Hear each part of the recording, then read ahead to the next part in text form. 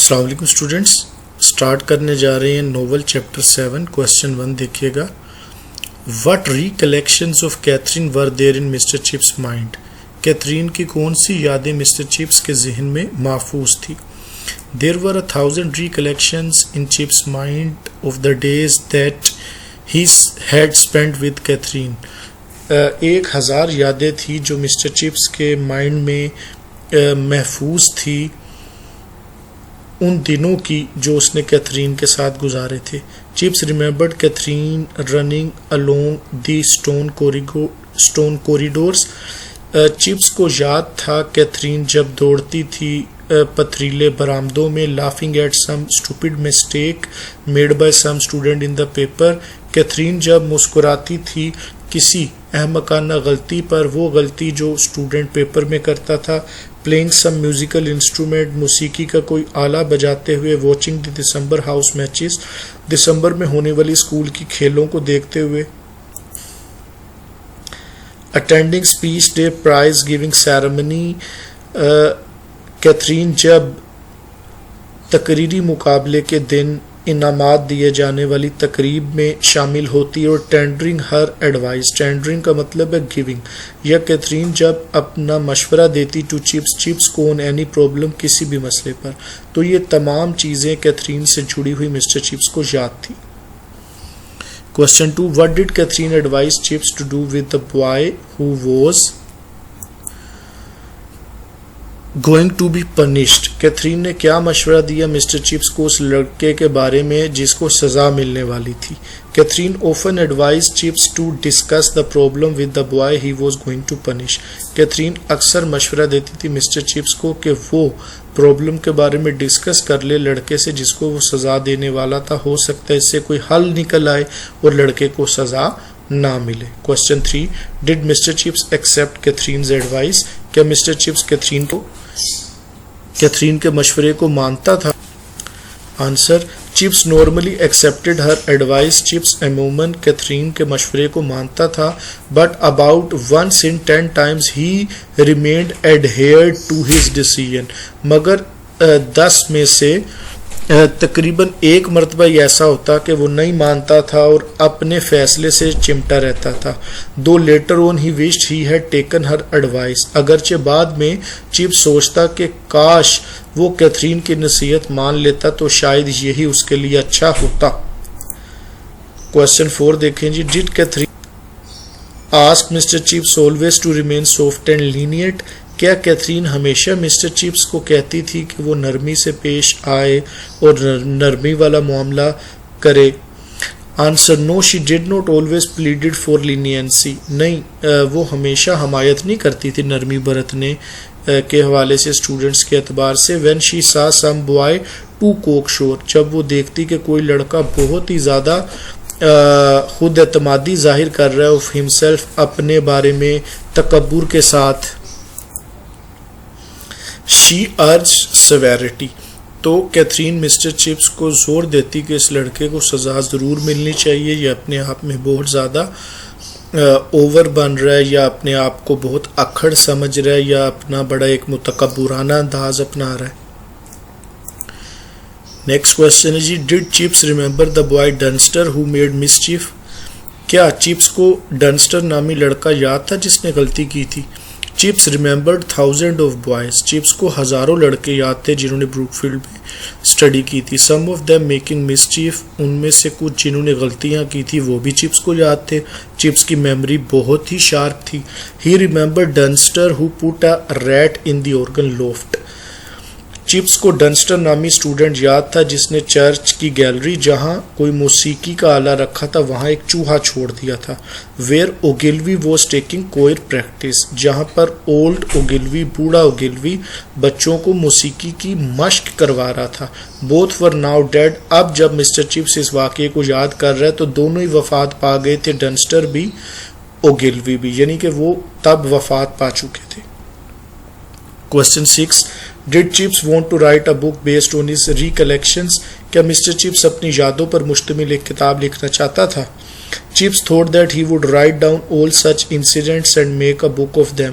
Chips سوچتا کہ وہ تمام واقعات پر اپنی ایک کتاب لکھے گا.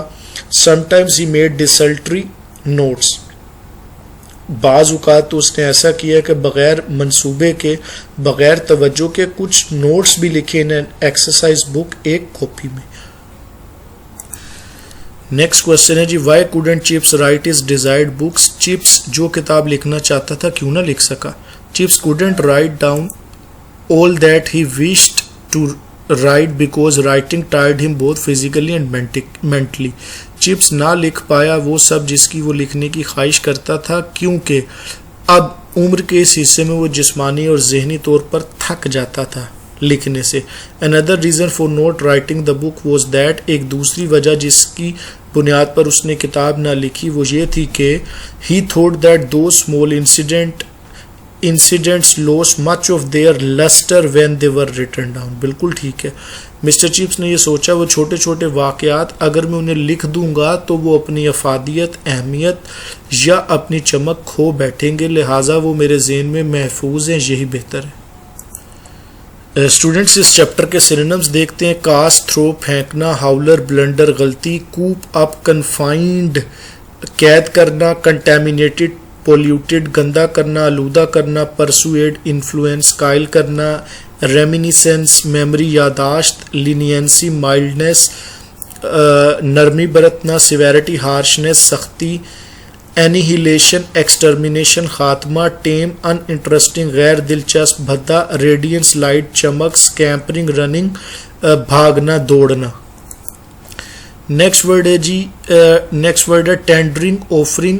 اپنی یہ ورڈ استعمال ہوا ہے کسی کو مشورہ دینا, ٹینڈرنگ دینے کے لیے استعمال ہوا ہے پیشکش کرنے کے لیے. سیک ایکسپیل خارج کرنا نکال دینا, ایڈامنٹ سٹبن ضدی, اینیکڈوٹس شارٹ انسیڈنٹس چھوٹی چھوٹی کہانیاں, ڈیسلٹری ارریگولر بے ترتیب ہے.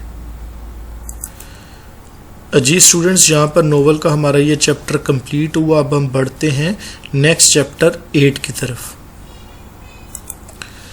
جی اسٹوڈنٹ سٹارٹ کرتے ہیں ناول چیپٹر 8 کوسچن 1. How and when did Katherine die. کب اور کیسے کیتھرین نے وفات پائی.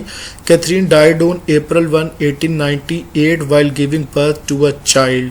کیتھرین نے وفات پائی 1 اپریل 1898 میں جب وہ ایک بچے کو جنم دینے لگی تھی. The child also died. بچہ بھی وفات پا گیا. Question 2.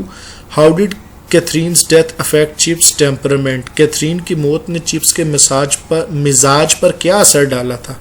Answer chips was very sad that day. اس دن جب کیتھرین نے وفات پائی چپس بہت اداس تھا. when young Faulkner met him outside. جب نوجوان فوکنر نامی اسٹوڈنٹ سے ملاقات ہوئی مسٹر چپس کی بروک فیلڈ اسکول سے باہر. the school سے باہر and asked him if he might have the afternoon off. اور فوکنر اسٹوڈنٹ نے مسٹر چپس سے اجازت لی کہ اسے سپہر کی چھٹی مل سکتی تھی. Chips cried. چپس جواب میں اس پر چلایا you can go to blazes for all I care. آج تم جہنم میں بھی جانا چاہو تو مجھے پرواہ نہیں. My wife is dead and my child is dead and I wish I were dead myself. میری بیوی وفات پا گئی, میرا بچہ وفات پا گیا اور کاش اچھا ہوتا میں بھی وفات پا جاتا. اس سے آپ کو آئیڈیا ہو سکتا ہے اسٹوڈنٹس کہ اس دن مسٹر چپس کس قدر پریشان تھا, اداس تھا اور فرسٹریٹڈ تھا. Question 3. What did Chips do in the school on the day his wife died? Mister Chips نے اسکول میں کیا کیا اس دن جب اس کی بیوی نے وفات پائی. Even that day Chips went to school. اس دن بھی چپس اسکول گیا. But he didn't want to talk to anybody or receive condolences. مگر آج وہ کسی سے بات نہیں کرنا چاہتا تھا اور نہ ہی تعزیت کسی کی وصول کرنا چاہتا تھا. He took his 4th form. اس نے اپنی 4th کلاس کا لیکچر پڑھایا as usual. معمول کے مطابق آفٹر کال اوور کا مطلب ہے اٹینڈنس, حاضری کے بعد. He asked the boys to learn grammar by heart. اس نے بچوں سے کہا کہ زبانی گرامر یاد کرو. Then he himself stayed at the desk in a cold trance. اور پھر مسٹر چپس خود ڈیسک کے قریب کھڑا رہا نیم بے ہوشی کے عالم میں, سکتے کے عالم میں. نیکسٹ کوشچن دیکھیے گا. What kind of letters did Chips received on the death of his wife. کس قسم کے خطوط مسٹر چپس کو ملے اس کی بیوی کی وفات کے دن. Chips received a number of letters addressed to him by name. Chips کو کافی زیادہ خطوط ملے جو اس کے نام پر لکھے گئے تھے. He tore them open one after the other. اس نے ایک ایک خط کو باری باری پھاڑا. Each contained nothing but a blank sheet of paper. ہر لفافے کے اندر کچھ بھی نہیں تھا بلکہ خالی کاغذ تھا.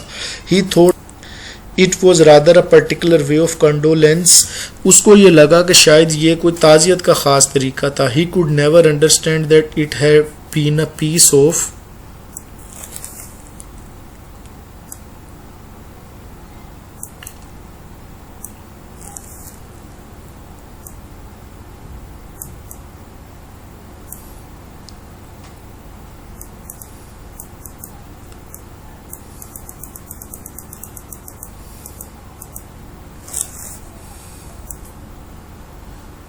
اپریل فولری.